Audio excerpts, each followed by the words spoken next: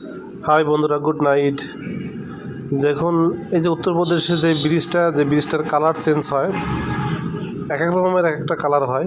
সেই ব্রিজটার যে পোলগুলো এতটা মজবুত করে বানিয়েছে, প্রায় 5 থেকে 6 হাত করে লম্বা মোটা করে পোলটা বানিয়েছিল। আর এত সুন্দর ডিজাইন করেছে, টানা দিয়েছে। ওই টানার সঙ্গে কালারিং, যে টানাটা দিয়েছে সেই টানার সঙ্গে কালার চেঞ্জ হয়, সঙ্গে ওই টানাটাও চেঞ্জ হচ্ছে। তাই আমরা সবাই একসঙ্গে যাচ্ছি হেঁটে হেঁটে।